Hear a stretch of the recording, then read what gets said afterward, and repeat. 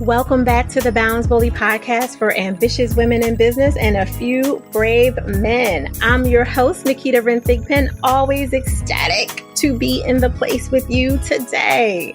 Listen, our next guest is an accomplished author, speaker, and thought leader in the culture industry, working with organization levels that range from startup to billion-dollar corps. She's helping decision makers and key leaders cultivate strong cultures at the head to help them empower their employees that move the body of the business.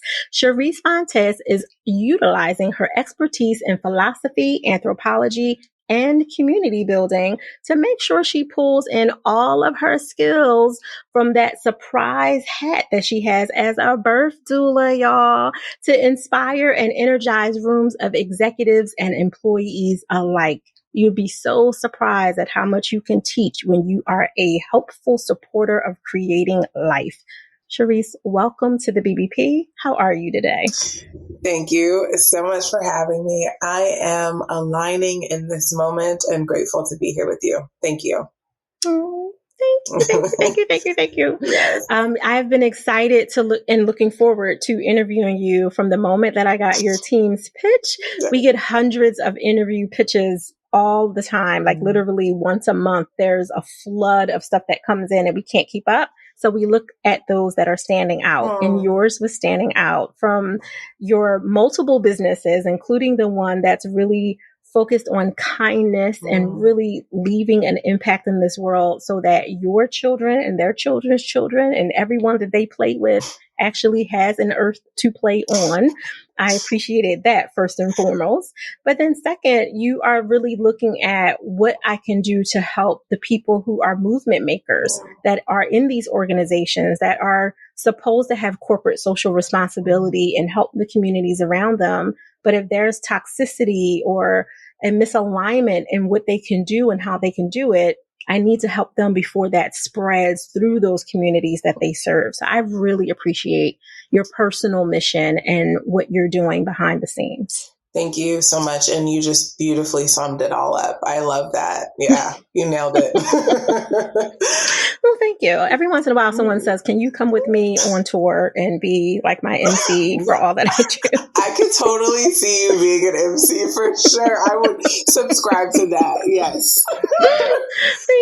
Thank you. I wish my kids agreed because they think I'm the corniest thing walking on earth, but don't worry, you'll be there. Yeah. You'll be there. Mine are 22 and 27. Okay, it's coming. Yeah, you're in the corny bucket for sure. Right, I'm so in the corny bucket. So when you are wearing those hats, let's just focus on your culture hat for a moment. When you go into these organizations, Charisse, are you going in as the person that's like, I'm here to listen to what's going on, to almost take an audit, if you will, of what's happening before you introduce? Or are you taking your acumen and expertise of saying, like, I've seen so much of this, I don't really even need to listen to y'all, because this is showing up as a cookie cutter moment, an opportunity for me to serve quickly and fast right from this plate of experience? Like, which hat do you tend, I know you can shift between the two, but which hat do you tend to lean on? I'm an anthropologist by nature. It's, I study cultures, religions, and tribes. I go in with a grounded understanding of culture, but a unknowingness of the culture that I'm going into. And it allows me to sit with the people. So imagine that you and I go visit an island and they're weaving baskets. I sit and understand the story of how they began to weave the basket in the way that they've done. What's the story that's been passed down? What's the purpose of this weave? And I just sit, I don't tell them, hey, there's a faster way you could weave this basket. There's a quote I love that says, in the eyes of the beginner, there are millions of options. In the eyes of the expert, there are only one or two. And so I always go in as the beginner and the holder of space for whatever the culture might yield. And I might see the patterns and I might see the connections of some of the symptoms, but I have no idea. Humans are always the variable. So I go in with that just open curiosity, but very grounded in what I understand as culture as it moves and creates the success that I've had with companies that I've worked with. Excellent answer on so many levels. So, quick unknown fact, anthropology is a huge part of my background as well, which is the lens that I lean into as well. So if you would have answered the other way, I would have had a very different response. Because to your point, I do think it's important that no matter how brilliant you are in your expertise and all that your experience, as well as the investment in your skill level has taught you, we have to lean in with curiosity and make sure that we're not bombarding another culture in the organization, a culture that you're not a part of when you're coming in as the consultant, that we're not trying to colonize it, for lack of a better. Right? Yeah. You know what I'm saying? Right. You know what? You bring up such a deep point. That's how colonization happened. And it was like, it was a complete disregard for the humanity and the human experience that was in front of them. And it was literally the latter. I know a better way. Let me ego my way in. And now you need to adapt to my ego, screw everything else. And that's how colonization happened and continues to happen when the ego is the forefront and not the humanity. And I think that more people, like, I want to be out of business. I want my business to be out of business in 10 years. Because if more people just led with the parts that they can't see, taste, touch, and smell, we would be so far from, this toxic environment. And I realize that we're getting there. We're getting there as a collective humanity. And so, this is, it's part of, I love the work that I do because I get to see humanity in so many different facets, and it just deepens my love for a wide range of experiences and allows me to hold deeper space. Yeah, no, I love that on so many levels. In my consultation calls with potential power couples, when I'm interviewing them, one of the things that they're surprised, one of many, besides I can help you increase your orgasms, besides so many things that I help them do.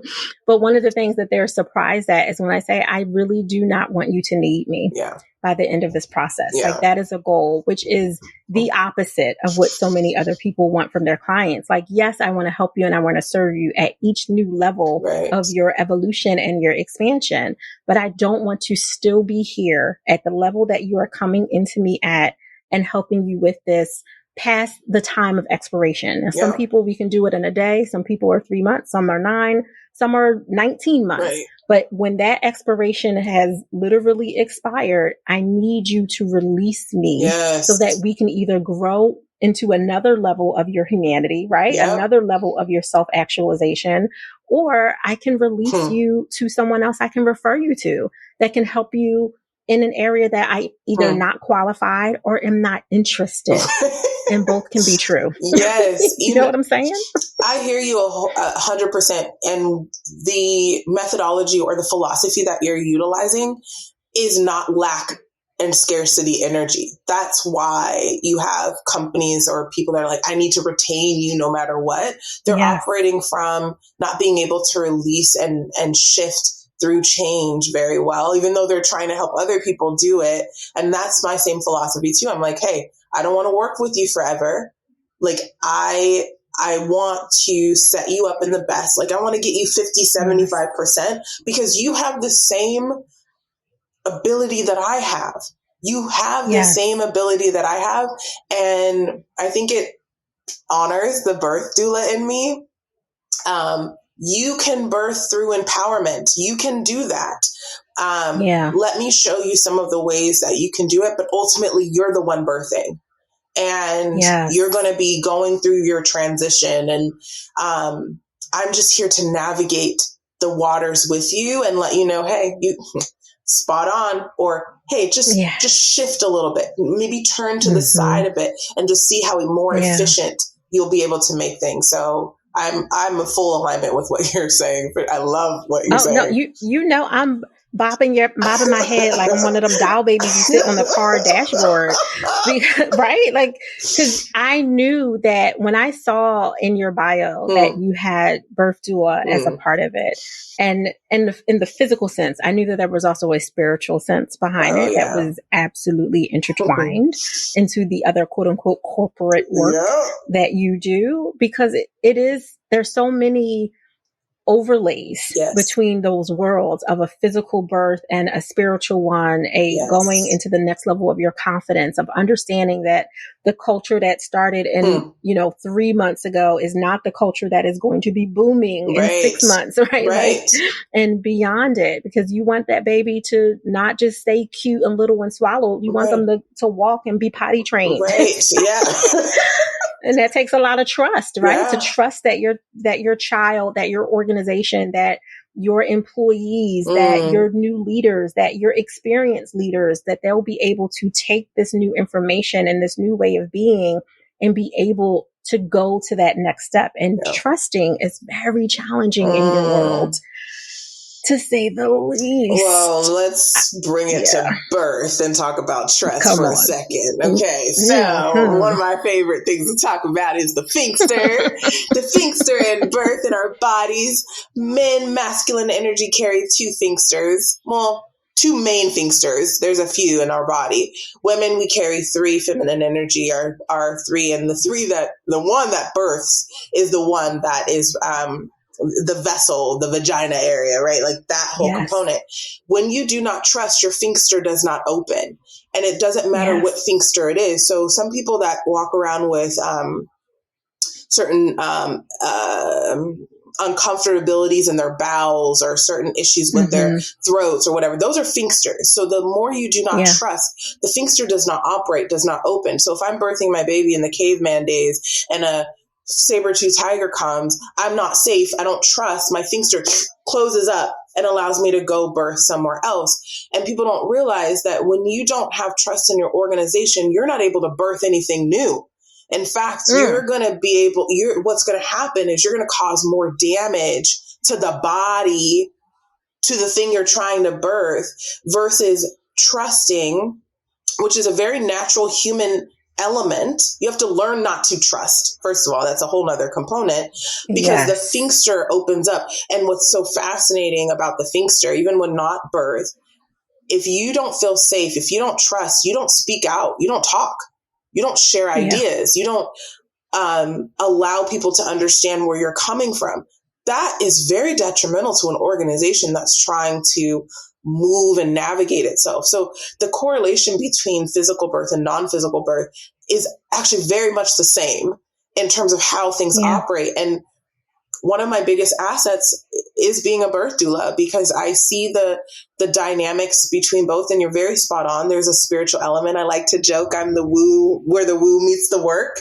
And I just kind of go in, and like people think I'm like building processes, but I'm moving energy, y'all. Like business is a spiritual game, and I'm able to translate very, very well the non-physical into physical and vice versa. And so I love how you talk about trust, because it's a big, big component within an organization and just in life. Yeah, no, and I have to piggyback on that, because this makes sense where your other business comes in.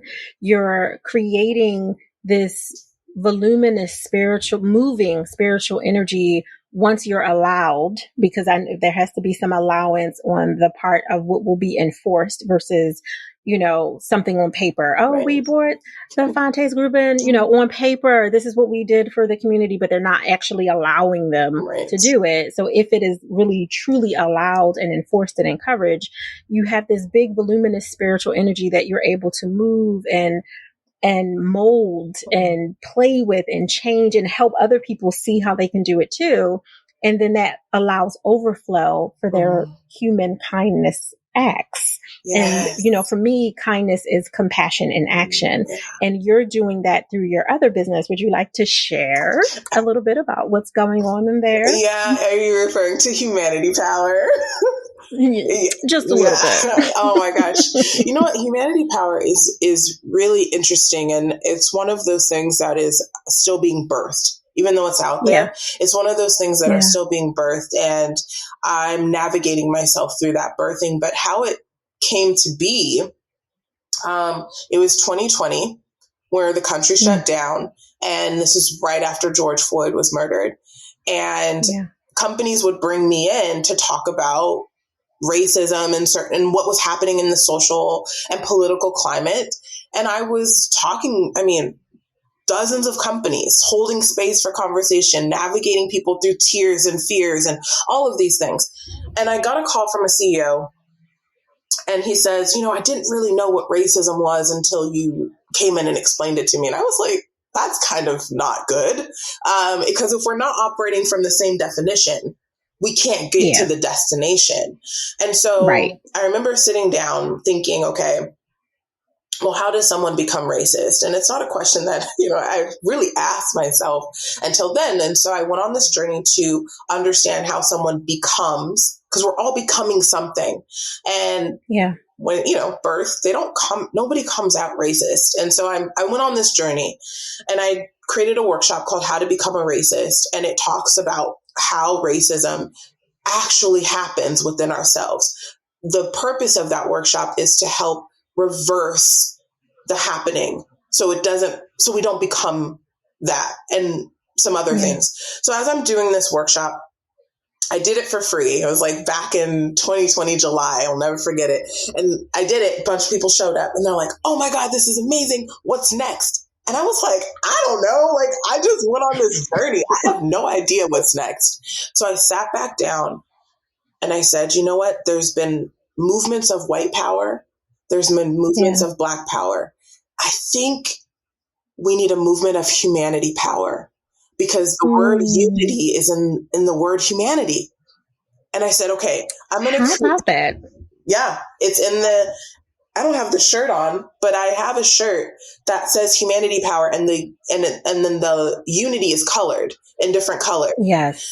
And so I just thought it to be a statement. All I wanted it to be was a statement. And then someone was like, you could do more with this. And I was like, I don't want to. Who am I? Who am I to do more? Right. I'm like, I don't want to be out there. I don't want to be talking to people. I don't want to do this. But who better than me? Yeah. And so I said, okay, I'm going to take it to the next level. Humanity power is focused on raising the humanity to end the isms, ableism, ageism, classism, colorism, sexism, racism that harm our humanity and planet. And I'm going to do this by amplifying the unity within our humanity through certain modalities. So I've been, for the last 3.5 years, I've been feeding my direct community. Doesn't matter what your status is. A warm meal goes a long way, especially when you're working or you're by yourself, or you just don't feel like cooking. Like, I would do that. And then I do community cleanup. So I bring the neighborhood together and we clean up the neighborhood. I'll do like small events for the community. And my goal is to just get people out of their houses. We have bigger fences and smaller porches. And if you could just be with the next person next to you, you'll start to realize that our humanity has so much in common. And people are like, what can I do to make an impact? Guess what? Kindness is free. And that's the goal. Part. And so I took humanity power, and I've been running with it in multiple ways. The fun or funny part of it was my husband was like, oh, you should have a mascot for humanity power. And I was like, no, I don't want a mascot. He's like, you should. And it should be a manatee. And I was like, that's not what I want. But I listened to my husband, and I found someone that just drew a manatee for me. And I was like, you know what? I need to reach kids with this message of humanity. So I don't know if you know this, but I have 6 kids. And no, I did not. I did not see that in my professional stalking of you. I have 6 humans, and I used them as my test trial. And I wrote a children's book about a manatee named Humanity. And the goal was to create a children's book that the parents would have to read to their kids. And the kids, because I mean, you know, they're good at this, will call the parent out around humanity or be able to share that. My daughter has told me multiple times, hey, Mom, that's not humanity. I'm like, you know what? You're right, because of this book. And so Humanity Power is a movement, but it's a community movement, because while people are trying to impact change across the country, your neighbor could use a kind word. The small business that's like, I'm going to put all my savings into this, could use your support. That's right. You know, the person across the street that you never say hi to could use your smile. And you just would never know what someone is going through. You just never know. And you just being a kind human changes the world. You have no idea how impactful you are just being next door to someone. And so that is the purpose of Humanity Power in so many ways. And then the other part is to be able to influence other communities to do their own cleanups, do your own Third Thursdays and feed people in the neighborhood. Like, you can do what I do, because there's a word in Swahili says, Sisi na sawa, we are the same. We can do the same thing and impact on a deeper level closer to home. I have chills listening to you express how it all beautifully comes together and the intention behind your words. I know people can't see you the way I can physically see you right now, but I can see the glow just brighten as you talk about the why behind it, as you seed it and you share how important this is and how simple it really can be if we stop overcomplicating all of it. I talk a lot about being selfish and kind, because I think nice is nice, nasty. Nice is very superficial. Like, right, we're nice to the stranger that we're like, hello, don't look at me. Hello, don't touch me. Oh my God, are you near my car? Are you near my kid? Right? Like all the things. But when you're kind, that compassion in action, your Third Thursdays, your cleanups, your events, your smile at the neighbor, your gentle hello at the passerby, or as you walk the brood of children that you have to get some water ice or whatever, right? Like those small things, that is kindness. And those simple things that are not always easy. And they're not easy. They're simple, but they're not always easy because we're lacking the intentional selfishness that I believe is important for us to have. If I am an empty vessel with nothing else to give, I'm exhausted, I'm overwhelmed, I'm stuck in analysis paralysis, I'm frustrated, I'm feeling guilty, and I'm filled with shame, and I haven't done my own self-forgiveness work. If all of those things have happened, it's very hard for me to not be nice and be kind, because I'm being superficial with myself. So how would I be anything deeper or greater with anyone else? But if I'm intentionally selfish and I carve out that time to give myself that personal, intimate gift of space to create joy for myself, then I can overflow kindness to my neighbor. I can show up to work in my work culture and actually hear my colleagues say, I didn't understand you, instead of being offended at the tone in the email or thinking that they were insinuating, which, mind you, both can be true, right? They really could be being an a-hole and being a jerk, but I don't have to react to it in the same way that I would not do it if I had already filled myself up and I don't have any space for their nonsense, because I only have space for the love and the kindness and the joy, the adventure and the edification that I want to have for myself. And when I heard you talking, I saw you lighting up and I was like, yes, honey, yes, like all the yeses, like literally trying not to like throw stuff at you while we're having these conversations. Good old Black woman throw. Like, let me throw this at you, girl, so you get it. Where the church music at? Where the church music that part at? You know what? Yes. You cannot give what you do not have. And the ego reacts, humanity responds. You cannot, when you judge someone else or you judge yourself, you are defining you, not them. There's so much. And my journey I've been on this journey for a very long time. I have tamed the ego in a very good way. My ego's name is Otis. So I tell Otis, I don't even really have to talk to Otis as much. In the beginning I did, but I'm like, Otis, chill. Yeah. Like, we ain't going there. Otis, what do you want me to tweet this? What is this going to do? Let me actually go into why my ego was offended. Oh, because I have a belief system that isn't serving my true self.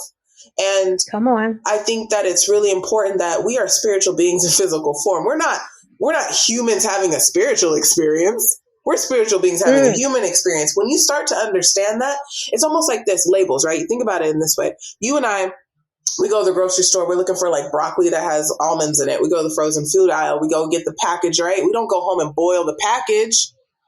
Right. We don't go, right? Like we aren't this. And when you start to be able to decipher and move around what society feels like, we're not meant to be born and die in the box that we came in.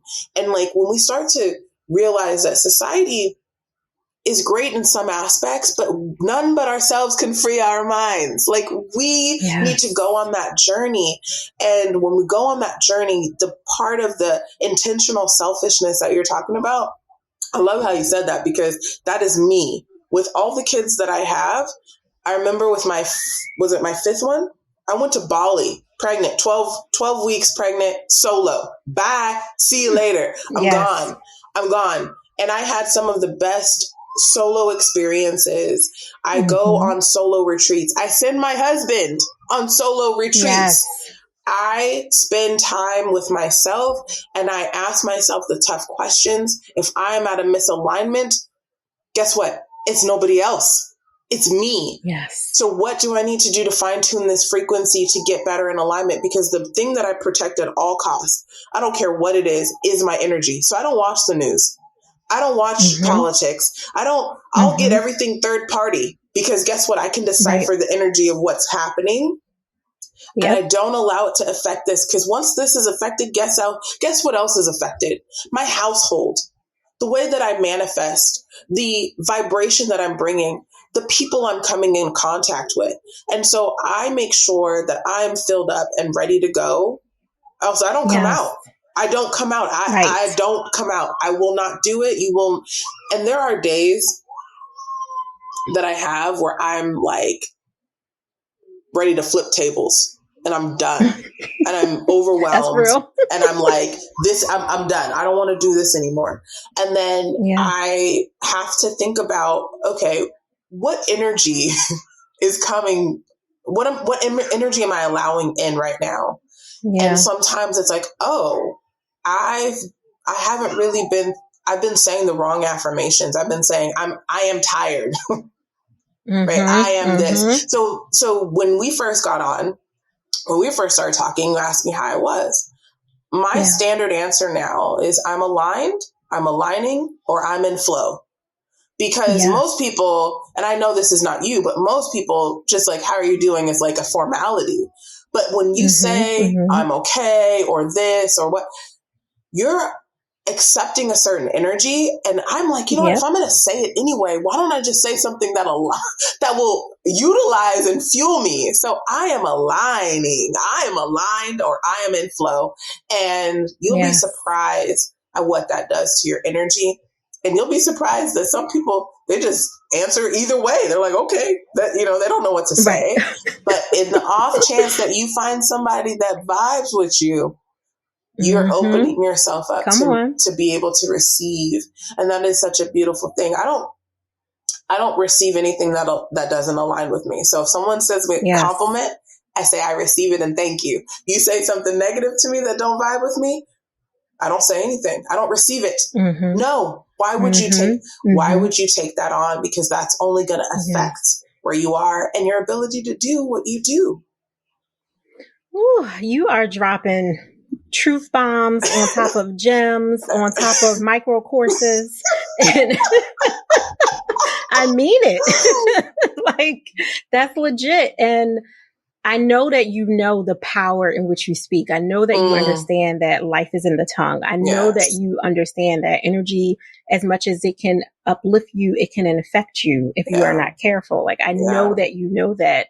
And for the the family that's listening to us right now that may not have understood the power that's in their tongue, I think many of them just got chains released from them in this moment.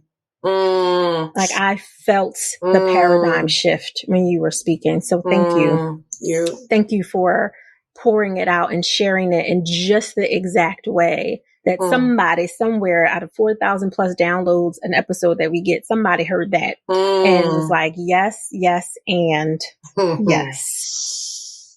I wholeheartedly receive that. Thank you. Girl, like for real. And you know, I say that girl with the love that is highlighting underneath of it. Right? Like, girl, love. Emphasis on the L for love. This makes so much sense what you're doing and why you're doing it, and your emphasis on the crucialness. I make up words all the time, and I also redefine them because I'm unapologetically bold and ridiculously awkward about it. But I understand that cruciality around community building. When I was doing my due diligence and professionally stalking you and was looking at all the things professionally, of course, I was like, oh, okay, like this is different. You know, she's very different. And I have a shirt, my husband, he just plays with statements and stuff here and there. And he had one that he wrote that says, not like them. And I saw that statement when I was looking like through all of your Googleables, right? Yeah. I was like, she is not like them. And that's a huge plus in my book, because anytime I can see someone almost like a glowing neon highlighter rise above all of the noise that comes into our inboxes and all the things that the team has in the DMs and all the things that we have to flush through, it is such a breath of fresh air, like that first breath that you take. As for the people who are listening, I know we have some few brave men, but most of our listeners are women. And for those of you who have ever witnessed or participated in pushing a child out of your body, that breath that you take after you know the child is safe and safely out, it is both relieving and simultaneously stressful because your body is still in work mode, right? It's still in go mode. It's still in do mode. And for many, many people, it's like, I need to hear cry. I need to hear fingers, toes, counts, nose, eyes, right? Like all the things. But that first breath after that final, to your knowledge, push before placenta and all the other things that we have to do, there is so much, I think, ancestrally that gets pushed out in that moment. And I heard that when I saw what you were doing in the world. I literally heard it in an audible way. And I promise you guys, I don't have any diagnosable conditions, which I would be honest about because I am a trauma specialist. So I would say it if I did, but I literally heard it. And I was like, oh, she the one. She the one. We need her voice on the BBP. We need her to speak into the kings and queens and the producers of the next legacy imprint. Because what you're doing it is not just necessary. It really is crucial. So thank you. I receive every ounce, millimeter, centimeter, everything of what you just said. Thank you. I receive it. And it reminds me of something I tell people. I am the roots to the tree in which I will never experience the shade. And I say that multiple different times. And I believe that because I have a knowingness of it, not a belief. I have a knowingness of it because I am recognizing that there were people that came before me that were possibly the soil. And they fertilize that ground, allow me to be the roots to the tree. And there's multiple roots there. And I look at the stuff that I'm doing and I just really care about humans. Like, I don't know how else to put it. There's no other definitions behind it, but it's something that I've had ever since I was a little Charisse. And my mom will tell you there's no surprise that I turned out the way that I am, where I'm like, you want me to go this way? No. Why? Okay, I'm going to go this way. And I've never I've never followed this like, oh, here's what everybody else is doing, I'm going to do it. I've always been like, why? Why should I do that? Why? Why did you do that? And I've experienced, I mean, if you name it, I probably have experienced it. But guess what? You never tell. I tell the story from the scar, not the wound. And that I think is such a powerful way to navigate life. And, you know, I'm also aware of whenever I have a story that is still in wound mode, and I know how to be mindful of, again, what I'm putting out, because I really do have this deep knowingness that we are so connected. We are more connected than we believe that we are. And sometimes it just takes one person to just say, you know what? Actually, I don't think that. And is it dangerous? It could be. But I think it's more dangerous to not follow your intuition and the calling that you have on your life to appease someone else that might not even know what their calling is on their life, and to be very mindful of that. And, you know, there's this book that my friend, I have to look it up because I keep referring to the book, but I don't even know what it's called or whatever. But she was telling me about this writer who's a philosopher, which I'm also a philosopher in many ways. And he talks about the non-obvious and the obvious. And the non-obvious or the obvious are like people that are posting things and social media, like the funny things. And it's like, oh, quick likes and quick swipes and all of those things. Those are the obvious things. And then you have the non-obvious. And these people are painting art with depth and saying things that make you think and kind of get your giblets all bundled up a little bit. And it's the non-obvious. And right now we're in this interesting part of our society where our brains like the most efficient thing. So then the obvious is where our brains are going to go. They want that sugar, that fat, and that salt. Like it wants to do that thing. That's right. But guess what? That's not real food. That's not real food. We need the substance, the non-obvious. And while I might not have, first of all, don't ever put my follower count, which I don't care, on my epitaph. I don't care. But, you know, like, you have the non-obvious, and some of these people aren't getting likes. They aren't getting the retweets. They aren't getting that because they aren't aligning with this majority frequency of the obvious. But guess what? When you're broken down and you're crying and your life isn't going the way that you want it to go, you want the non-obvious people because they got depth and they have a message that's going to shift and change you. Now, it might get you lifted up for a while and you might go back to your old patterns, but recognize that it's the non-obvious that are shifting and changing the world, not the people that are doing the obvious. That's the superficial or and we need both. We need a balance because our brains can't take it all in at once. Like we need that balance. We need the light. Light, and I mean light as in lightweight as well. We need that. But we also need to recognize what season we're in and what's going to serve the season that we're in. Just like you wouldn't wear, you know, 2 sweaters in summer, you might wear 2 sweaters in winter. Right? You need to be able to navigate that. And I think the non-obvious and the obvious have this beautiful duality. And, you know, we just need to be more mindful of what our mind is full of as we're navigating life. And if something resonates with you, don't just be like, oh yeah, I like it. Go deeper. Why do you like it?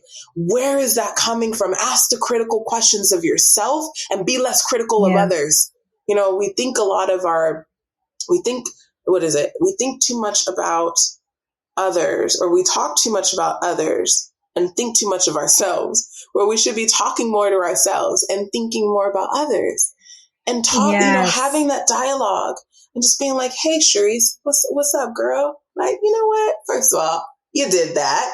Second of all, where you at? Okay, you over there? All right. How do we get over here? There's some patterns that we need to go through. I just did, I do fasting a lot. And I did my last fast. It was like 14-ish days. But I kept trying to fast and wasn't making past the 3-day mark. And it came down to a conversation with myself to realize the reason why I didn't want to fast was because I wouldn't be able to emotionally deal with my stress through food.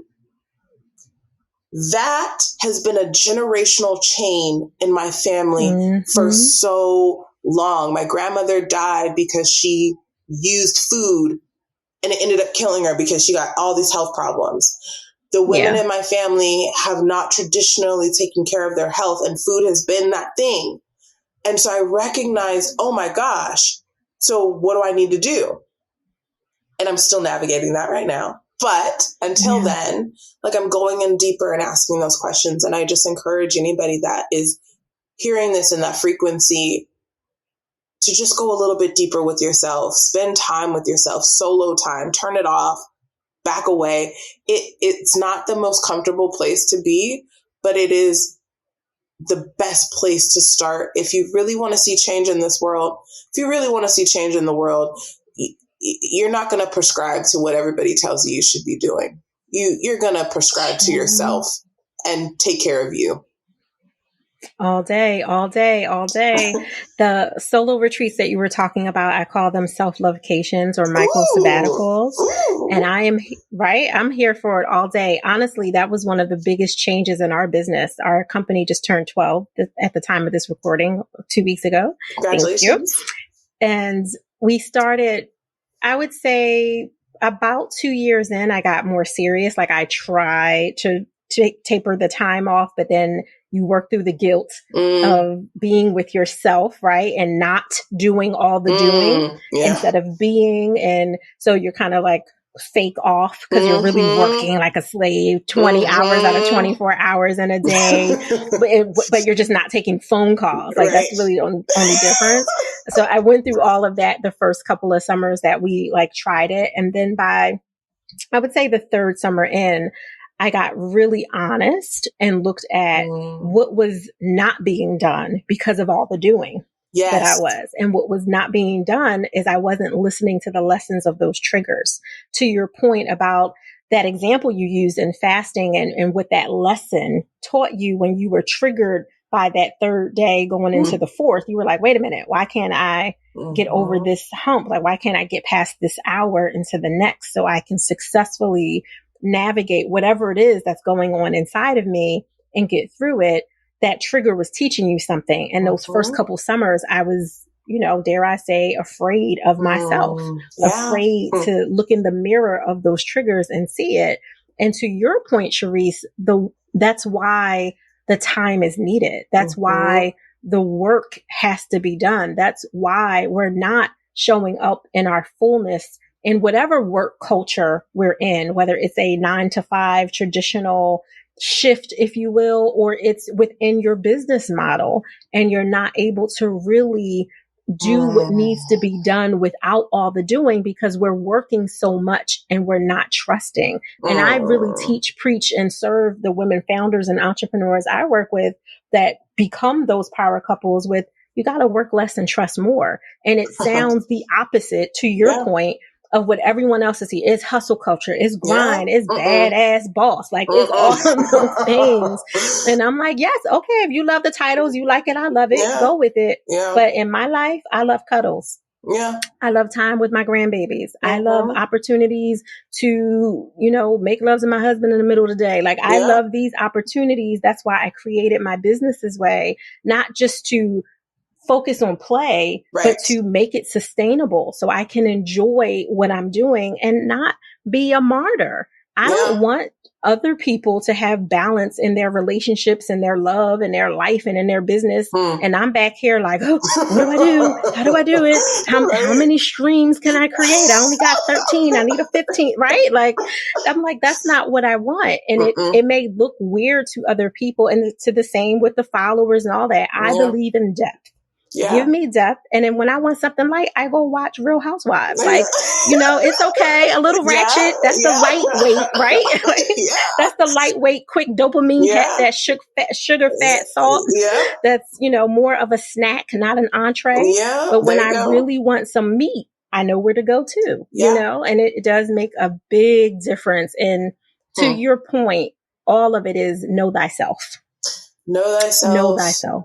And you know what? Don't RIP me when I'm gone. I want my I peace know that's right. now.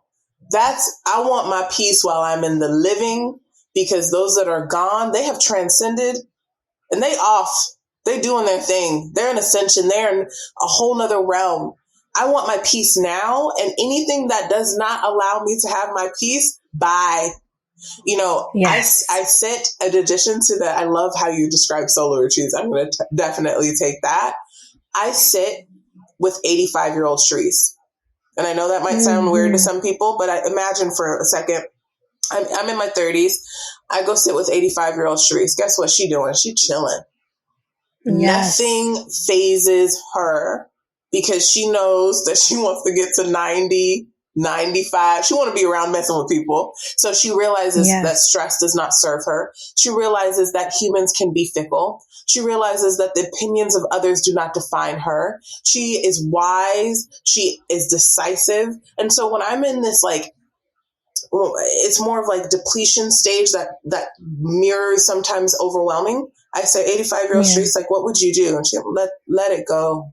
Let that shit go. Go. Yes. Just let it go. And watch what happens. Muscles are built in the rest mode, not when you're working them out. They're built in the rest mode. Some of my best births, all of them have happened when I've let go. Everything. So it's like just being able to sit with wisdom, again, that depth that you're talking about, really helps navigate. And my thing is protecting my peace now. So, and some people, their boundaries aren't very clear around family. One of the things that I've been navigating is family. Parenting, that parenting relationship and that dynamic of what your parents told you should be, what you are. And I've come to realize, first of all, I mean, I don't even like using the word perfect, because we as humans, that word just negates our humanity. Like there's no way that we could understand that. The nature is perfect and things like that, but we are not. And when I realized that my parents were human, which is another dynamic, when I realized they were human, and they were going through their own stuff and navigating and had their own questions, or maybe afraid to ask their own questions for the answers or whatever, I stopped putting so much emphasis on what they thought about me.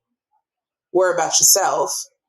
And I'm going to do this, because when you're gone and I'm still operating from your approval, what do I become? What happens to me? So I've decided that I'm going to operate from Charisse mode.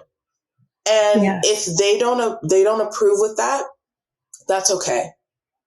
You love me anyway. That's okay. You don't have to approve everything that I do, just like I don't have to approve everything you do. And the dynamic of being a parent isn't for you to navigate every step that I'm in. I'm learning that now. I have 6 little humans. I have now realized I am the vessel for your journey. I am not the map maker and the, navigator for your journey. You are your own being. I am here to help facilitate in the best way that I can. But you have your own lessons to learn. You have your own tears to cry. You have your own hurts to heal. And I can be solid for you if you need wisdom. But I am not going to live the life that you came to live for you. And once I realized that dynamic for myself as a mother and a parent, I've released a lot of what my parents were the last bit, where I just wanted to I cared just enough to not go deeper for myself. Now, I'm like, hey, what's up? Now you are free. You are in your agency of your own humanity. That's it. And I'm going to stay there, because it's so much better on this side. It's so much better when people can say certain things, and guess what? Viscerally, nothing happens. It's so good when you can hold space for somebody else's hurt around something and not take it as your own. It's where you can watch the birth and navigate the person through it, but not feel a single pain. Like, it changes everything. And I like it over here. I was talking to someone, and they were like, need to be angry about this. I said, nah, nah. I've tried anger. Guess what anger gets you? Death in so many ways. And I'm done with that side of myself. Anger does not serve me. So I protect my peace. And whoever comes into my space where I can share that message, where they're open, I share that message. And people are wondering, like, how are you like this? And I'm like, man, where do we want to start? Right. My answer is usually because I have a real life. Like, outside of however you see me or whatever box you put me in because you came across a Instagram or a LinkedIn or a Facebook or a podcast or you saw me in the street in a moment of time, whatever you tried to encapsulate me in, I break boxes and I have real life because life is really lifing. So it keeps me humble, not quiet, because I believe humility is literally about knowing what to say and when to say it. And that's the range of it. But as a person who aspires to always be in her meekness, which is strength under control, then I'm able to see that I don't need to be, to the earlier point that you were talking about, in my ego and allowing my ego to ship me. Now, does it mean that I don't have some moments when I'm like, you better recognize, right? Oh yeah. You know what I'm saying? And I think that's celebrating, that's not the ego, although you have to pay homage to the ego protecting you and pointing it out. Yes. But the reality is you should be able to reflect and celebrate and feel accomplished without feeling like you have to play small or without feeling like you have to appease, whether it's a parent, a previous coach, a neighbor, an ex-lover, right? Somebody that told you you couldn't, wouldn't, shouldn't, will never be, whatever it is that they tried to speak over you and you rejected it based on your actions, I hope, right? Yeah. Listen. Oh my goodness. You just, this again goes back to receiving. Be very careful with what you receive. So come on. I have a lot of different conversations that don't come to light, but there's been one that's been replaying a lot where someone has been like, talking around the concept of working twice as hard. And I said, what's twice and what's hard? Because both of those are relative. So how can you operate from a standard that's intangible? You know what I told them? I said, you know what? Maybe the twice as hard is about overcoming yourself, not anything else around you.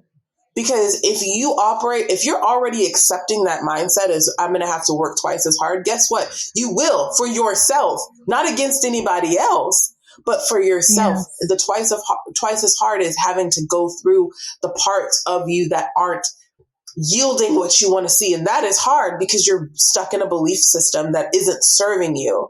And so I've been having this conversation with people and I'm like, be careful of the affirmations that you tell yourself because they might not serve where you're trying to go. And there's a Jamaican saying is what is for you can un for you, which is what's for you cannot be un for you. So no amount of purpose, no amount of privilege or position or power can override that purpose. And if that is true, what is for you is going to be for you. There's a reason why I'm not in a different house than I'm in now. There's a reason I have the car that I have and not that car. People don't think that way. Like sometimes I'm just like driving and I'm like, why don't I live in that house? Because it's not for you. You are on a specific path and so unique to your journey that if you just spent time with thyself, you would hear it. Now where people get stuck is it going to make me money? Is it going to make me this? Is it going to, you know what? Don't worry about that. Don't worry about that. Just go explore a bit. You will always be taken care of. Stop worrying about what other people have because as you know, as a coach and as you're navigating different people, you know that what you see ain't always necessarily what's going on the outside. Sometimes those people will exchange every bit of their wealth for just an ounce of your health. And you over here stressing about what you don't have. Yes.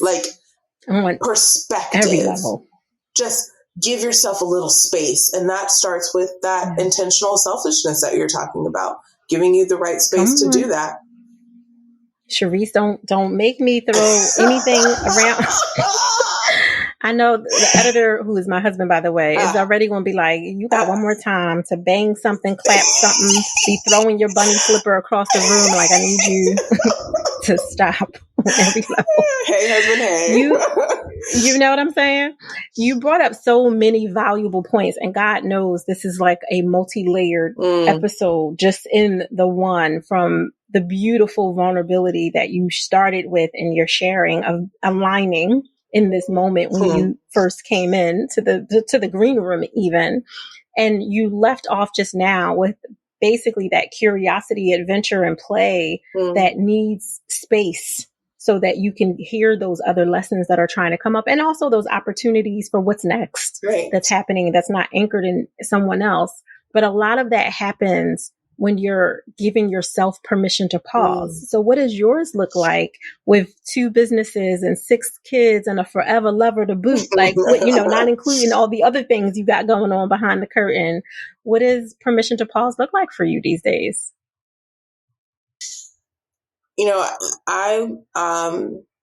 What first comes to my mind, if you ever find me in my neighborhood and I'm walking around, one thing you'll notice is that I'm without shoes 95% of the time.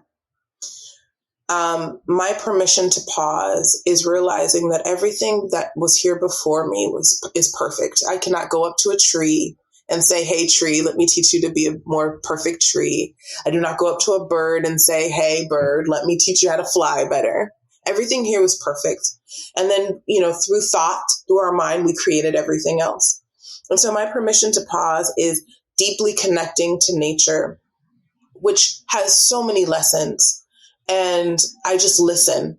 And I tell myself, it is through the listening that the messages will come. There's this story, I don't even know if it's verbatim, but basically this is back in like the ancient Greek days where they had colosseums, and some of the spiritual leaders that needed answers to questions would enter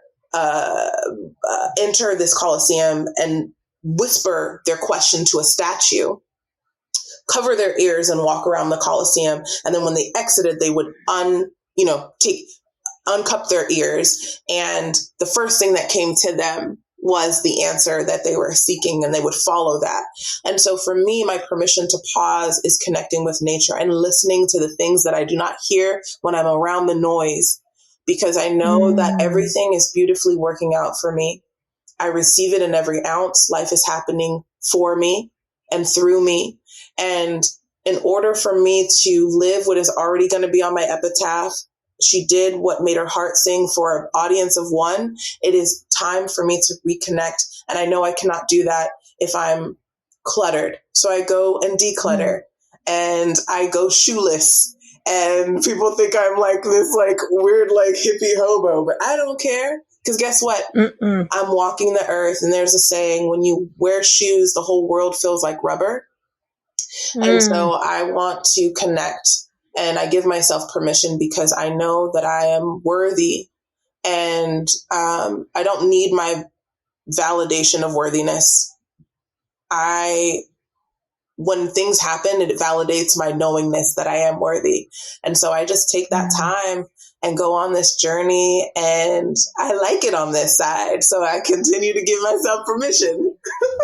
I know that's right, Charisse, on every level. I'm a big fan of earthing too. So I'm with you on the receiving that is deeper and greater than anything that we could give ourselves in this human form. So having it come from what is perfect is true pleasure. Yes. On every single level. Oh, girl. Okay.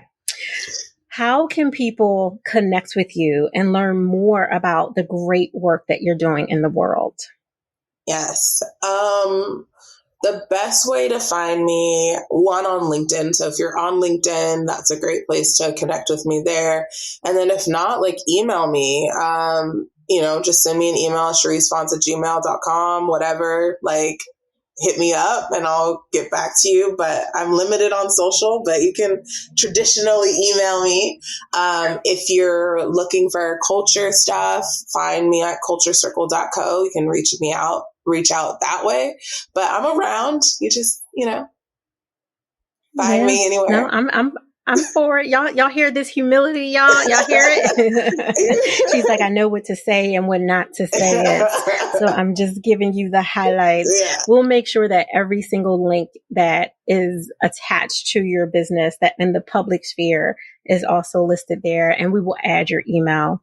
Thank you. As a way for people to communicate with you as well. I appreciate that. So I just have one thing to say, and that is thank you. Thank you for carving out time, energy, and physical resource to be here with us today. I am so honored by your gift and your generosity to share from your heart. Thank you. I receive it and thank you. And thank you so much for having me. It has been an absolute pleasure sharing space with you. Thank you.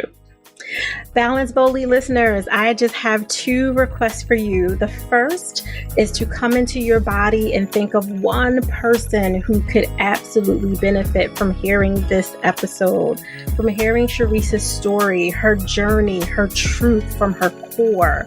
Share it without context. Hey, heard this dope interview, thought of you. That is it. Push send rather. And the second is for you to enjoy the balance of your day, but remember, do it boldly.